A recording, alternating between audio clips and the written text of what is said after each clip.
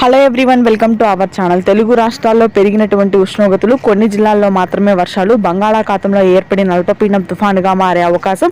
వివరాల్లోకి వెళ్దాం. తుఫాను ప్రభావం ఏ జిల్లాలో అత్యధికంగా ఉంటుంది, తెలుగు రాష్ట్రాల వాతావరణ పరిస్థితులు ఏంటి తెలుసుకునే ముందు మీరు ఇంకా మన ఛానల్ని సబ్స్క్రైబ్ చేయనట్లయితే వెంటనే సబ్స్క్రైబ్ చేసి పక్కన ఉన్న బెల్ ఐకాన్ని కూడా క్లిక్ చేసేయండి.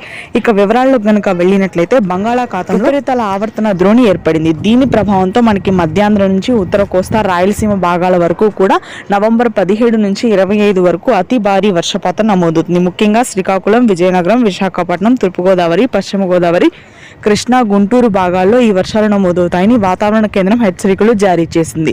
దాదాపుగా 10 రోజుల పాటు కుండపోత వర్షాలు నమోదవుతాయి. ఈశాన్య ఋతుపవనాల ప్రభావం కూడా ఉంటుంది. తెలుగు రాష్ట్రాల్లో ఉష్ణోగ్రతలు పూర్తి స్థాయిలో పడిపోతాయి. దాదాపుగా 14 డిగ్రీల వరకు పడిపోనున్నటువంటి ఉష్ణోగ్రతలు తెల్లవారుజామున. అయితే రాయలసీమ వ్యాప్తంగా ఉష్ణోగ్రతలు మాత్రం భారీగా పెరగనున్నాయి రానున్నటువంటి 2 రోజుల పాటు. ఇకపోతే మనకి తెల్లవారుజామున ఉత్తర తెలంగాణ జిల్లాల్లో కూడా ఇదే పరిస్థితి. చలి తీవ్రత అత్యధికంగా ఉంటుంది.